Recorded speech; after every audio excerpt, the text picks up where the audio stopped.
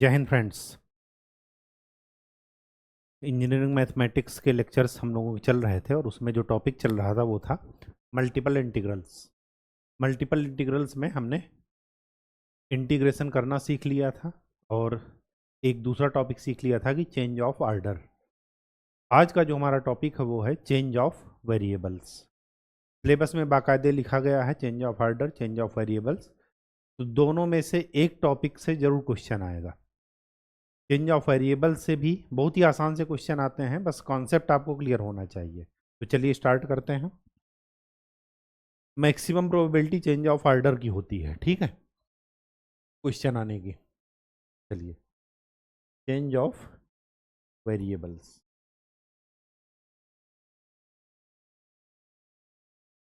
PLES है, ठीक, change of variables. इसमें क्या कहानी है?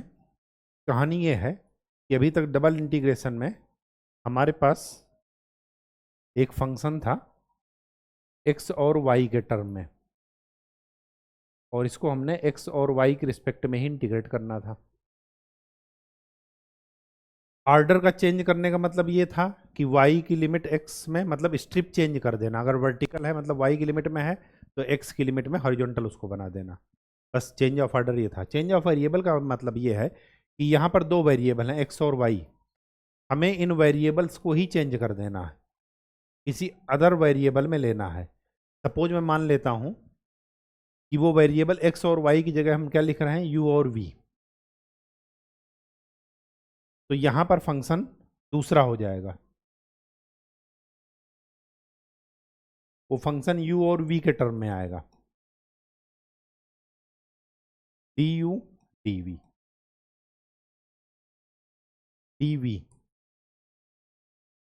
हमने वेरिएबल ही चेंज कर दिया। अब इसका मतलब ये है कि जब हम x और y को u और v में ले गए तो इसका मतलब कि दोनों एक दूसरे से किसी ना किसी इक्वेशन से रिलेटेड होंगे।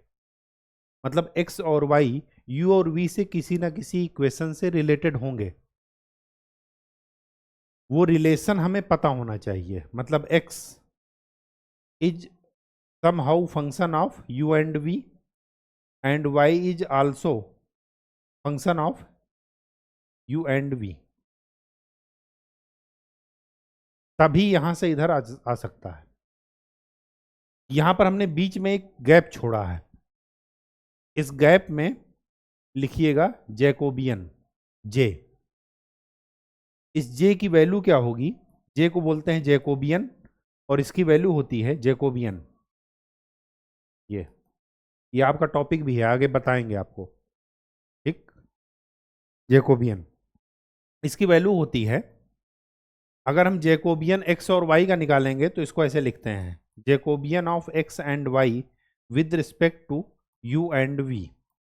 और इसकी वैल्यू होती है determinant del x by del u, del x by del v, del y by del u और del y by del v। अगर आपको ये रिलेशन नहीं पता होगा कि x u और v से कैसे रिलेटेड है तो आप ये डेल का क्या मतलब है? It is partial differentiation.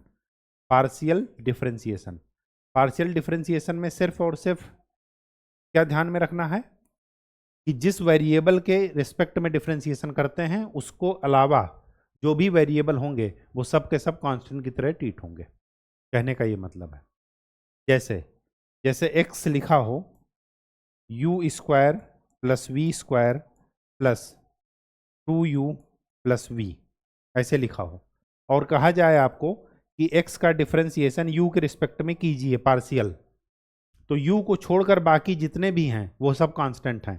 तो u का u के रिस्पेक्ट में डिफरेंशिएशन क्या हो जाएगा? u स्क्वायर का 2u, v तो कांस्टेंट हो गया तो 0, 2u का u के रिस्पेक्ट में डिफरेंशिएशन 2, v का 0। तो del x by del u की वैल्यू क्या आ जाएगी? 2u by 2। मैंने आपको पार्शियल डिफरेंशिएशन का एक एग्जाम्पल आपको करके बताया कि पार्शियल डिफरेंशिएशन होता क्या है, ठीक।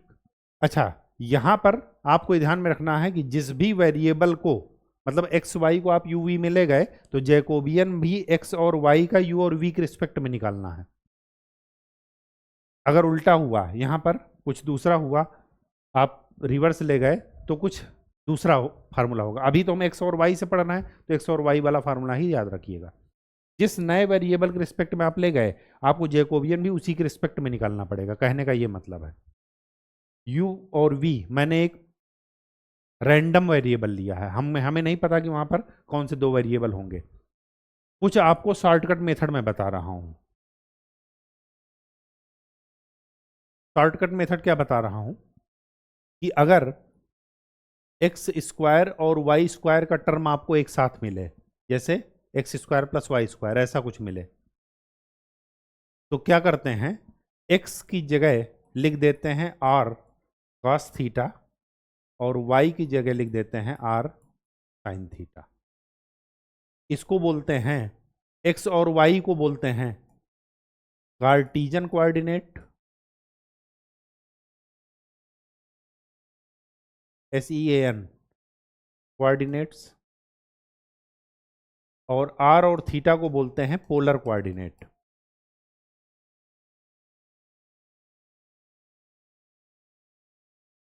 ऐसा इसलिए करते हैं क्योंकि cos square theta plus sine square theta is equal to क्या होता है, 1। तो अगर जब भी स्क्वायर वाला टर्म हो, सर्किल हो, मतलब 2D में, 3D की बात अभी नहीं कर रहे हैं, ठीक है। अगर 3D की बात करेंगे तो उसको स्फेरिकल कोऑर्डिनेट में ले जाएंगे, वहां पर हो जाएगा आर थीटा और फाई, ठीक, वो आगे बता देंगे आपको। तो अभी दो कोऑर्डिनेट जानिए, एक्स और वाई या तो यू और वी में जाएंगे या आर और थीटा में जाएंगे, ठीक है। आर और थीटा मतलब पोलर कोऑर्डिनेट। जरा यहां पर एक्स और वाई का आर और थीटा के रिस्पेक्ट में जैकोबियन निकाल करके देखते हैं। तो क्या लिखेंगे, del x by del r, del x by del theta, del y by del r और del y by del theta. चलिए एक्स का आर के रिस्पेक्ट में डिफरेंशिएशन करेंगे तो थीटा क्या होगा, कांस्टेंट, तो cos थीटा आपके लिए कांस्टेंट है। Del x by del r, r का आर के रिस्पेक्ट में डिफरेंशिएशन 1, तो cos थीटा केवल आ जाएगा। एक्स का थीटा के रिस्पेक्ट में तो आर कांस्टेंट हुआ, cos थीटा का differentiation minus sine theta. Y का आर के रिस्पेक्ट में तो साइन थीटा कांस्टेंट है, आर के रिस्पेक्ट में आर का 1 आ जाएगा, और वाई का थीटा के रिस्पेक्ट में आर कांस्टेंट है, साइन थीटा का डिफरेंशिएशन cos थीटा। इस डिटर्मिनेंट को सॉल्व कर लीजिए, this into this minus this into this, तो क्या हो जाएगा, r cos square theta minus minus r sine square theta. R common, cos square theta plus sine square theta is equal to 1। इसका मतलब कि एक्स और वाई का are और थीटा के रिस्पेक्ट में जैकोबियन क्या आ जाएगा, आर। यही तो आएगा ना, कहानी समझ में आ गई। अभी हम 2 डायमेंशनल पढ़ रहे हैं, खाली डबल इंटीग्रल, तो केवल और केवल आर और थीटा की ही चर्चा करेंगे, स्फेरिकल कोऑर्डिनेट की चर्चा नहीं करेंगे। जब स्फेरिकल हम पढ़ाएंगे आपको 3 मतलब ट्रिपल इंटीग्रेशन, तब आपको बता देंगे, आप टेंशन मत लीजिएगा। सीधे चलते हैं क्वेश्चन पर। यहां पर कह दिया गया है कि by changing into polar coordinate.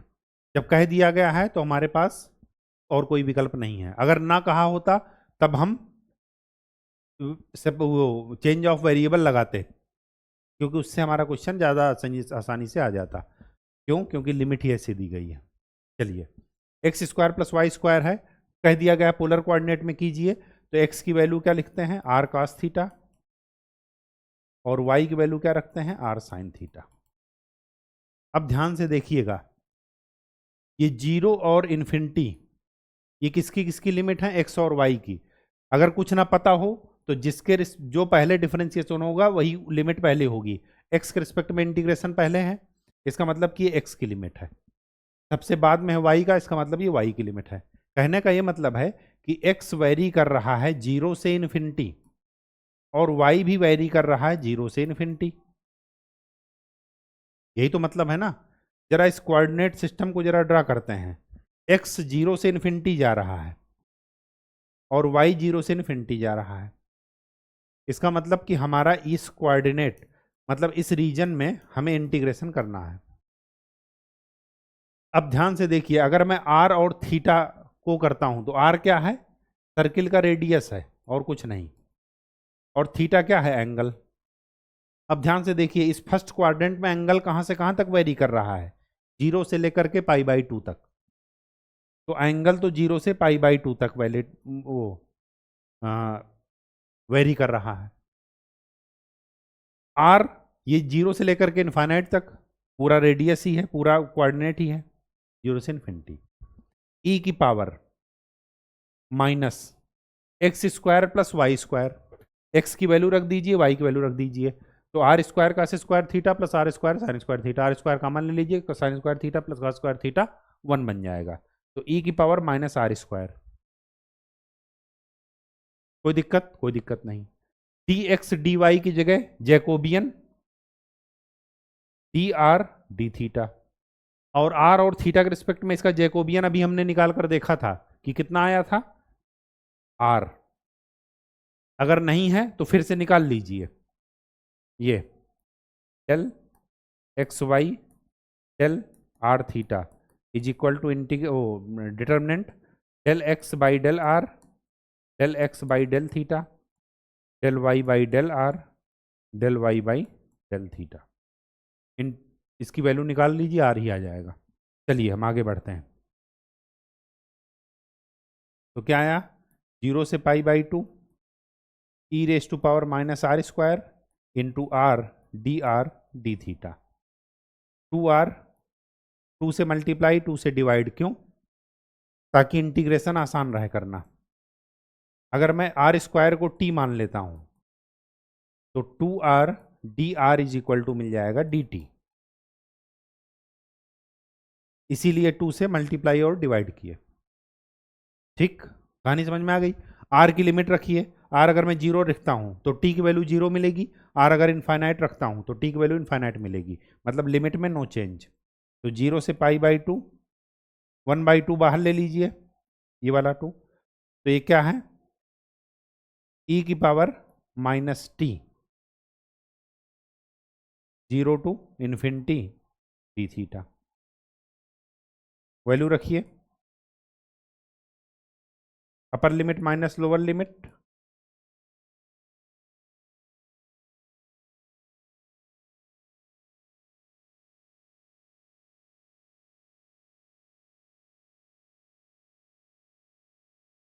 अच्छा ई की पावर माइनस टी, ई की पावर माइनस टी का इंटीग्रेशन करेंगे तो ई की power minus t divided by -1, ये वाला माइनस, तो यहाँ पर माइनस लगा लीजिएगा, -1/2। तो -1/2 लिमिट पुट कर दीजिए, अपर लिमिट, ये तो ई की पावर माइनस इन्फिनिटी 0 हो गया, ई की पावर किसी की पावर 0 उसकी वैल्यू होती है -1, ओ सॉरी 1, तो ये माइनस लगा है, तो क्या लिखा है? 1/2 डी थीटा 0 से π/2।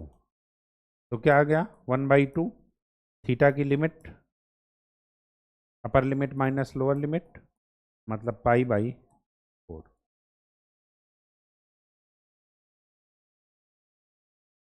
देखिए आपका आंसर यही लिखा था, π/4, ये आपका आंसर है। चेंज ऑफ वेरिएबल समझ में आ रहा? बस जैकोबियन वाला कॉन्सेप्ट मत भूलिएगा, वो बहुत इंपॉर्टेंट है। चलिए, यहाँ भी दिया गया है, लेकिन हमें कहा रीजन दे दिया गया है, यहाँ पर कोऑर्डिनेट नहीं दिया गया कि पोलर कोऑर्डिनेट में बदलिए, लेकिन हमारे पास मजबूरी है, जब भी एक्स स्क्वायर वाई स्क्वायर का टर्म आए आपको हमेशा x equal to r cos theta ही लेना है। हमें दिया गया है taken over the positive quadrant of circle. Circle के पॉजिटिव क्वाड्रेंट में अगर मैं इस सर्किल को ड्रा करूं तो इसका सेंटर है 0 0 और रेडियस है 1। पॉजिटिव क्वाड्रेंट इसका कौन सा हुआ? ये वाला, यहाँ पर एक्स और वाई दोनों पॉजिटिव हैं। अब ध्यान से देखिए, इस क्वाड्रेंट में थीटा कहां से कहां तक वेरी कर रहा है? 0 से π/2। और आर कहां से कहां तक वेरी कर रहा है? 0 से लेकर के 1 तक, क्योंकि सर्किल दिया है ना, सर्किल की रेडियस फिक्स हो गई, तो लिमिट तो डिसाइड हो गई, 0 से 1, 0 से π/,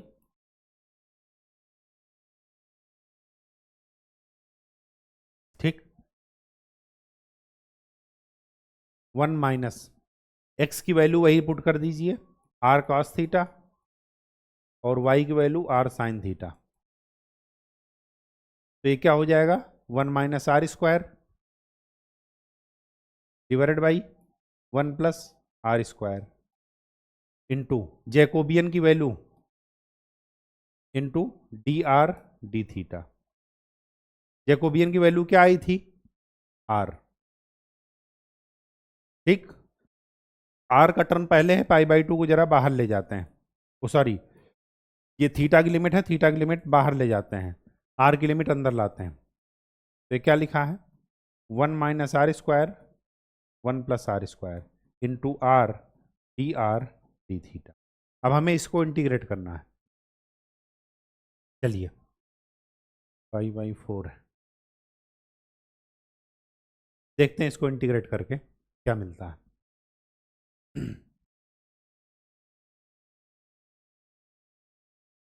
0 से पाई बाई 2। ठीक, या कर भी सकते हैं, उससे कोई मतलब नहीं है, क्योंकि अगर मैं इसको ही पहले कर लूं तो थीटा के रिस्पेक्ट में इंटीग्रेट करेंगे तो आर तो पूरा कांस्टेंट ही है, तो उससे कोई मतलब नहीं है। तो इसको आप ऐसे भी लिख सकते हैं, इनटू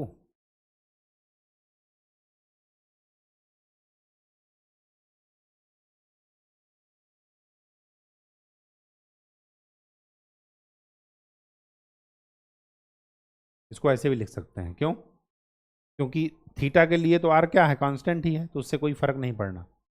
तो ये वाले का तो पाई बाई 2 आ जाएगा, पाई बाई 2 बाहर कर लीजिए। अब बचा खाली इसका इंटीग्रेशन, ये वाले का। ये वाला एक इंटीग्रेशन जरा अलग से करते हैं। ठीक, इधर से अलग से करते हैं। 0 से 1 under root 1 minus r square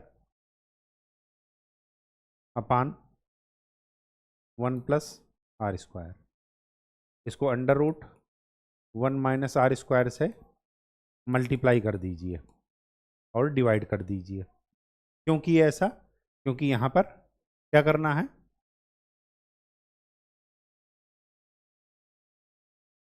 ये 1 प्लस आर स्क्वायर है, तो इसके just opposite 1 minus r square से ऊपर नीचे मल्टीप्लाई कर दीजिए ताकि रूट हट जाए।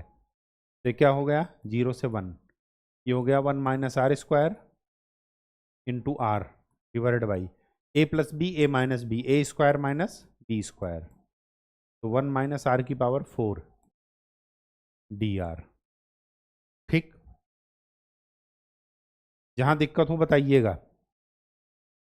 0 से 1 अलग अलग कर लीजिए, r divided by 1 minus r square का होल स्क्वायर लिख सकते हैं, डी आर माइनस 0 से 1 आर क्यूब 1 माइनस आर की पावर 4 डी आर। ठीक,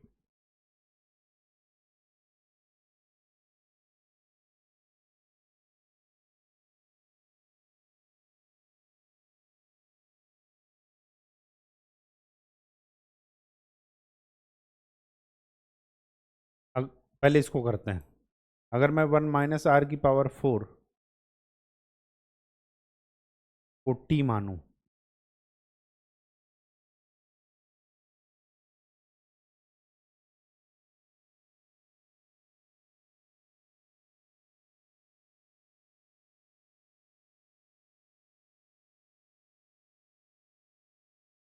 तो क्या हो जाएगा, 0 minus 4 r cube d r is equal to d t. तो हो जाएगा r cube d r is equal to -1/4 d t. R की वैल्यू अगर 0 रखेंगे तो टी की वैल्यू मिलेगी 1, और आर की वैल्यू 1 रखेंगे तो टी की वैल्यू मिलेगी 0। तो खाली इस पार्ट का, इसका इंटीग्रेशन क्या मिलेगा, 1 से 0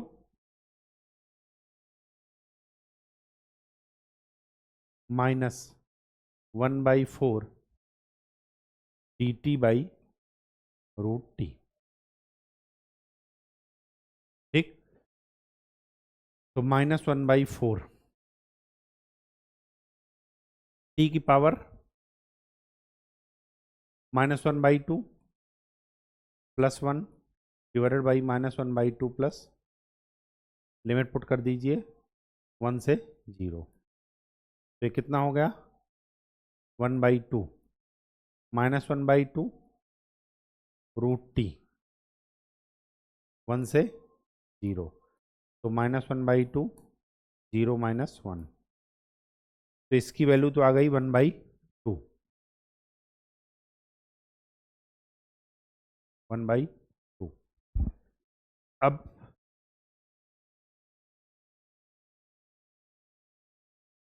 उसकी वैल्यू निकालना है। तो ये कितना हो गया 2 से मल्टीप्लाई 2 से डिवाइड। क्यों? क्योंकि आर स्क्वायर को टी मानना है, इसका आप अलग से कर रहे हैं। ठीक, तो इसका खाली खाली इसी का देख रहे हैं बस। तो आर स्क्वायर को मान लीजिए टी, तो 2r dr is equal to dt। R की वैल्यू 0 रखेंगे तो टी की वैल्यू 0, आर की वैल्यू 1 रखेंगे तो टी की वैल्यू 1। तो लिमिट नो चेंज 0 से 1 dt by 2 √1 minus T square. अब ये √1 माइनस टी स्क्वायर क्या होता है sine inverse T. Limit put कर दीजिए 0 से 1, तो 1/2 साइन इनवर्स 1 माइनस 0। तो क्या हुआ साइन इनवर्स 1 क्या होता है π/2। ये कितना हो गया पाई स्क्वायर सॉरी π/4। तो ये आया π/4 और ये आया 1/2, बीच में लगा है माइनस।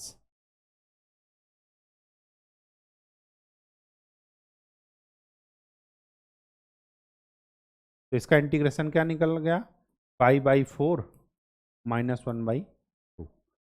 तो क्या आएगा आंसर π²/8 -π/4। आपका आंसर क्या दिया है π/4। π/4 तो नहीं आना चाहिए, आंसर करेक्ट कर लीजिए, ये आंसर नहीं है, आंसर यही है जो आपका आया। ये ये आपका आंसर है, वो आंसर गलत लिखा है। ठीक, स्टेप वाइज खाली चलते जाना है, कुछ भी एडिशनल नहीं करना है आपको। ठीक है, आगे बढ़ते जाइए। यहां पर देखिए, यहां पर साफ साफ लिख दिया गया है कि by changing into polar coordinate. जब लिख ही दिया गया है तो हमारे पास कोई चॉइस नहीं है, तरीका वही है। जरा इसको ड्रा कर लेते हैं। ये एक्स की फंक्शन में है, इसका मतलब कि वाई की लिमिट है, और ये किसकी लिमिट है एक्स की। जरा अलग से इसको देख लेते हैं। y is equal to 0, y square plus x square is equal to 2x, ये वाला। अब जरा y की वैल्यू वही चीज x equal to r cos theta रखते हैं और y is equal to r sine theta. तो यहां पर क्या मिलेगा, ये मिलेगा r square is equal to 2r cos theta. तो r की वैल्यू क्या मिली 2 कॉस थीटा। ठीक, क्योंकि r की वैल्यू 0 नहीं हो सकती।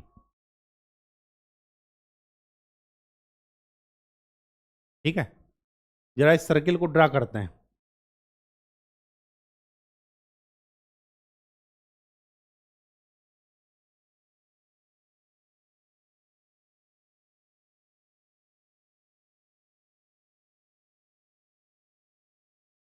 x इक्वल टू 0 ये है, x इक्वल टू 2 ये है लाइन,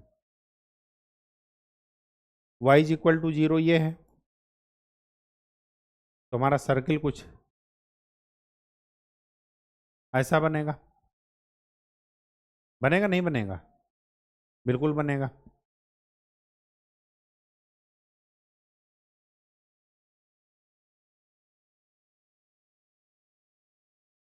अब ये हमारा फर्स्ट क्वाड्रेंट में है ये सर्किल, तो आर की लिमिट तो पता चल गई, y इक्वल टू 0, मतलब आर की लिमिट तो 0 से लेकर के कहाँ तक जा रहा है, 2 cos थीटा, और थीटा कहाँ से कहाँ तक जा रहा है फर्स्ट क्वाड्रेंट में, 0 से लेकर के 90। x की वैल्यू क्या है, r cos theta divided by x square plus y square का under root r dx dy, यहां पर जैकोबियन आ जाएगा r dr d theta. Jacobian मत भूलना क्योंकि ये आप गलती करेंगे, तो जैसे ही वेरिएबल में चेंज करना है उसके रिस्पेक्ट में जैकोबियन जरूर लिखना है, और ये आपको पता है कि एक्स और वाई का आर और थीटा के रिस्पेक्ट में जैकोबियन आता है आर। तो ये कितना आया, 0 से पाई बाई 2, 0 से 2 cos theta, r cos theta d r d theta. चलिए ये थीटा है, जैसे वहां पर एक्स और वाई था, अब यहां पर थीटा है, इसका मतलब ये किसकी लिमिट है, आर की। तो सबसे पहले आपको आर के रिस्पेक्ट में इंटीग्रेट करना है इसको, तो 0 से pi by 2, cos theta constant है बाहर ले लीजिए, आर का r square by 2, limit put कर दीजिए 0, 2 cos थीटा डी थीटा, 1/2 बाहर ले लीजिए, 0 से पाई बाई 2 पुट कीजिए तो 4 cos square theta into cos theta D theta. तो ये कितना आया, 2, 0 से pi by 2 cos cube theta D theta, और 0 से पाई बाई 2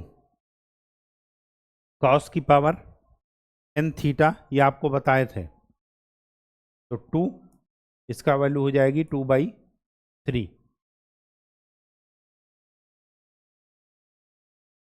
पाई बाई 2 की रेंज में, तो ये कितना हो गया 4/3, ये आपका आंसर है।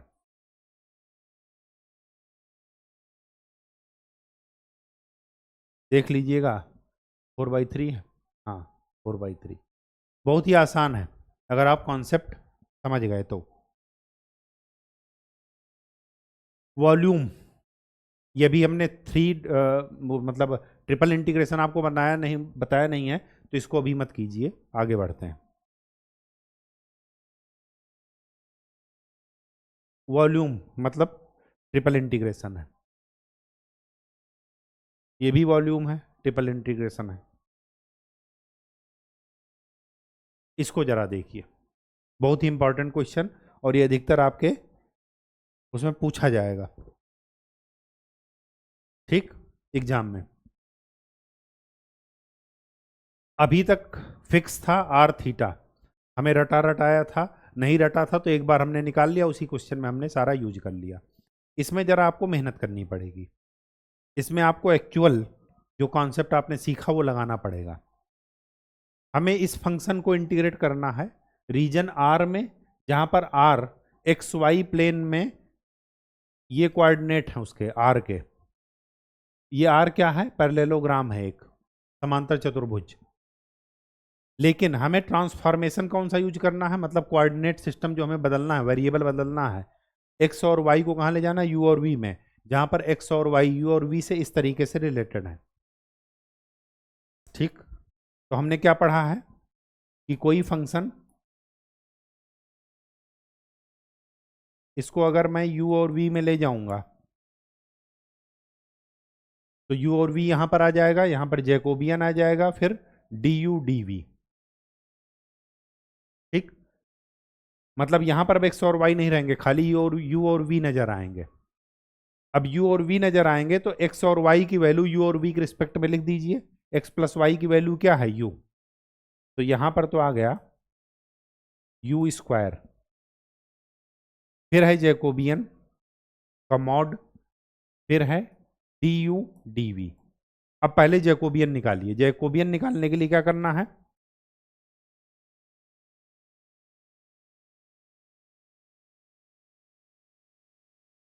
एक्स और वाई का किसके रिस्पेक्ट में, यू और वी के रिस्पेक्ट में।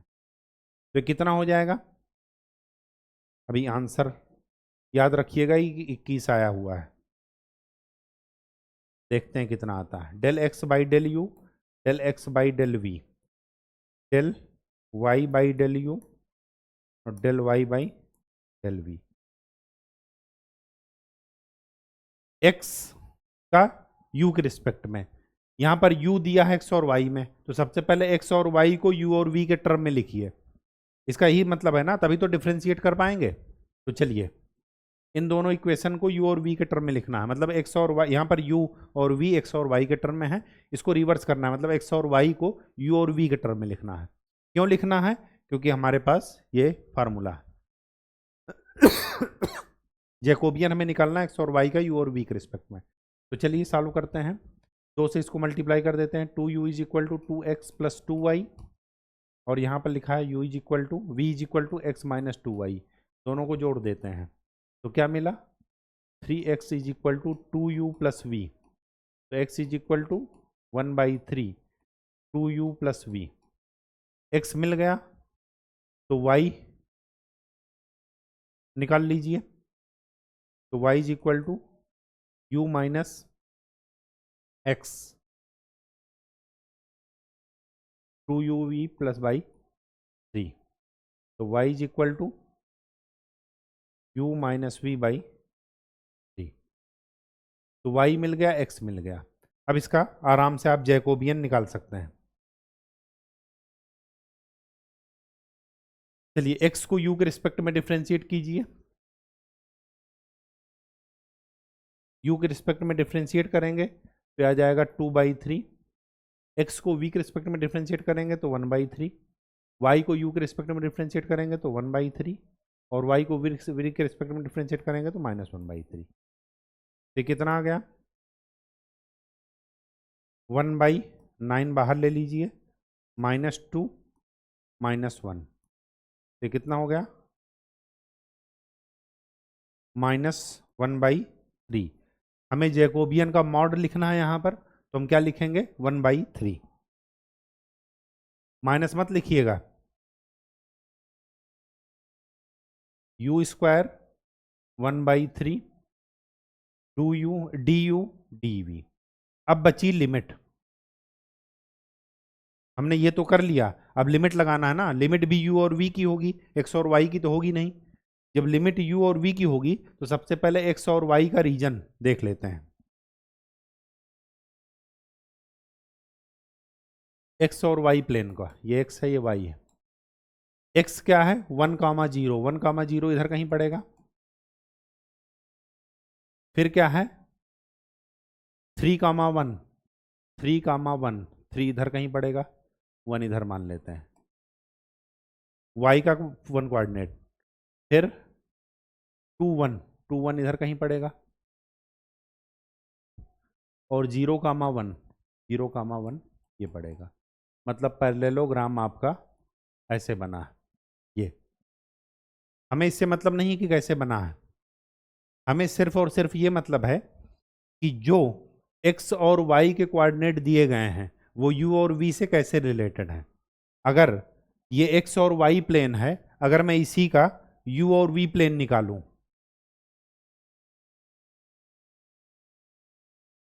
इसी का u और v प्लेन, इधर u हो जाएगा इधर v हो जाएगा। अब ये कैसे रिलेटेड हैं, ये आपको इस रिलेशन से पता चलेगा। अगर मैं यहां से देखिए ये x है ये y है, अगर मैं इसका u कोऑर्डिनेट निकालूं तो x प्लस वाई कर दीजिए, मतलब 1 + 0 कितना आ जाएगा u, इस पॉइंट का u कोऑर्डिनेट आ जाएगा 1, और v कोऑर्डिनेट कितना आ जाएगा, x और y रखिए 1 - 0 1 1। मतलब ये जो a पॉइंट है ये b है, ये सी है, ये डी है। ये यहां पर आकर के यू और वी प्लेन में ए पॉइंट बन गया 1,1। बी पॉइंट क्या बन गया?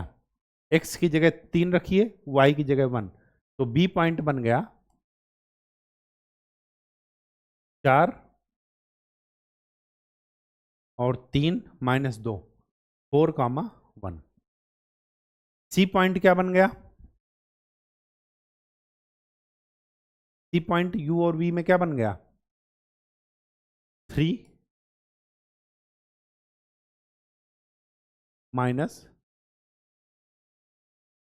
-0, वो 3,0। और डी पॉइंट क्या बन गया?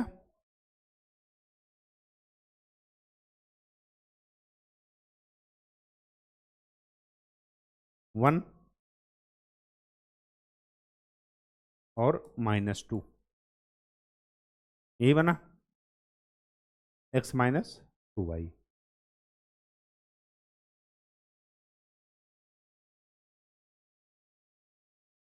जरा इसको ड्रा करते हैं। सारे पॉइंट सही निकल गए? एक बार चेक कर लीजिएगा। 1 1।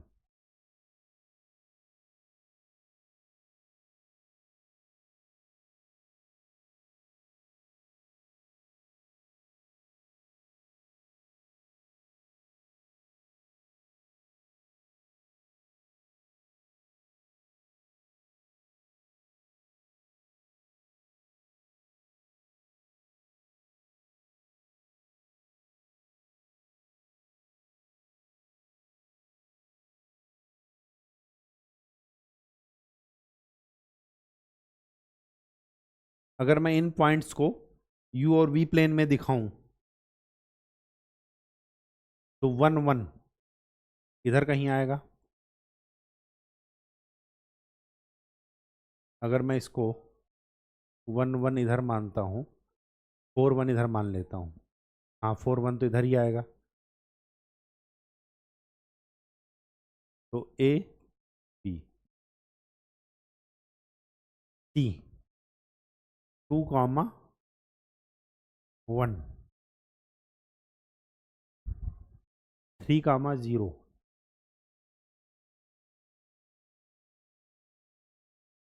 सी पॉइंट तो यहाँ पर आएगा 3,0।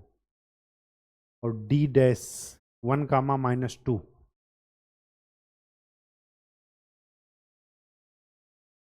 1,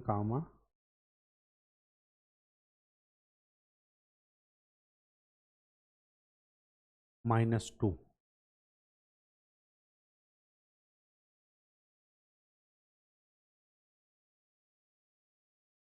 मतलब आपका फिगर कुछ ऐसा बनेगा।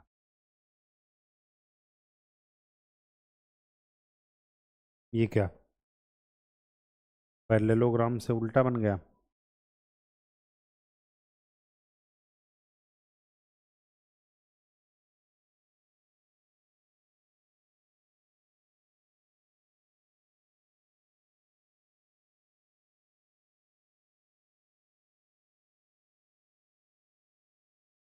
वन 0 3 1 2 1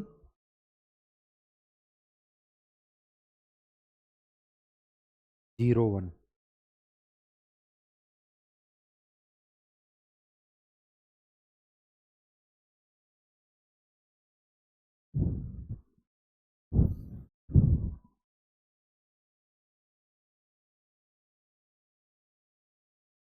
सॉरी, ये है 2 2। इसको सही कर लीजिएगा। कोऑर्डिनेट, अगर कोऑर्डिनेट सही नहीं होंगे तो फिगर सही नहीं बनेगा। अगर मैं 2 2 करता हूं वहां पर, तो 2 + 2 आ जाएगा 4, और 2 - 2 ये आ जाएगा -2। तो आपका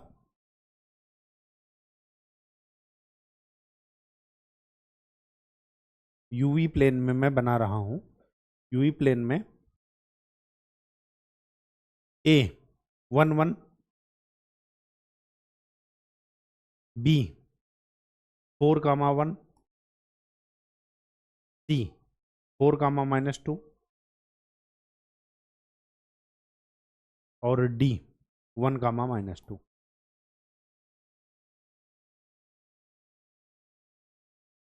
अब यहां पर देखिए U कहां से कहां तक वेरी कर रहा है, इधर है U, इधर है V। U कहां से कहां तक वेरी कर रहा है, 1 से लेकर के 4 तक जा और V कहां से कहां तक वेरी कर रहा है, -2 से लेकर के कहां तक जा रहा है, 1 तक।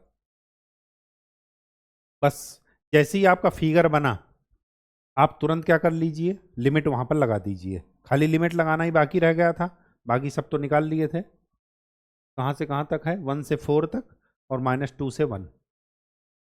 ये U कहां से कहां तक है, 1 से लेकर के 4 तक और V -2 से लेकर के 1 तक। चलिए U के रिस्पेक्ट में इंटीग्रेट कर दीजिए पहले, तो U³/3 लिमिट पुट कर दीजिए, तो 1/9। 64 - 1 63, 9 सते 63, तो आ गया 7, -2 से 1 dV, तो 7 अपर लिमिट माइनस लोअर लिमिट, तो कितना हो गया 21। यही आपका ठीक। क्वेश्चन थोड़ा दरअसल गलत नोट हो गया था, ये कोऑर्डिनेट 2 2 थे, ठीक है। सिंपल सा मतलब है, जो भी आपको कोऑर्डिनेट दी गए एक्स वाई प्लेन में, जो यू और वी का रिलेशन है वहां पर वो पॉइंट रखते चलिए, यू और वी के कोऑर्डिनेट मिलते चलेंगे। जैसे ही कोऑर्डिनेट मिल जाए आप तुरंत, जैसे एक्स वाई का फिगर बनाए थे वैसे यू वी प्लेन में बना लीजिए, तुरंत लिमिट डिसाइड कर लीजिए और इंटीग्रेट कर दीजिए। जब भी आप यहाँ पर करेंगे, वेरिएबल चेंज करेंगे, तो जैकोबियन अधिकतर भूल जाते हैं लोग, तो जैकोबियन जरूर ध्यान रखिएगा कि जैकोबियन लिखना है, अदरवाइज क्वेश्चन गलत हो जाएगा। ठीक है, कहानी समझ में आ गई। चलिए next question, most important question, बहुत ही ज़्यादा इंपॉर्टेंट है, अधिकतर पूछने की प्रोबेबिलिटी है इसको। आपने अगर आपको याद हो तो फर्स्ट क्वेश्चन आपने किया था इसी में, फर्स्ट क्वेश्चन क्या था जरा वो देख लेते हैं। वो था 0 से इनफाइनाइट, 0 से infinite e⁻⁻x² + y² dx dy, और पोलर कोऑर्डिनेट में हमने चेंज करके इसका आंसर निकाला था π/4। आप देख सकते हैं फर्स्ट स्लाइड में, ठीक है। बस वही कॉन्सेप्ट यहां पर लगा दीजिए। अगर मैं x की जगह y रख दूं तो यहां पर कोई फर्क नहीं पड़ेगा। लेट x = y, क्यों? क्योंकि x की लिमिट 0 पुट करना है तो y की लिमिट 0 हो जाएगी, और x की लिमिट इनफाइनाइट पुट करेंगे तो y की लिमिट इनफाइनाइट, बाकी कोई फर्क नहीं पड़ेगा।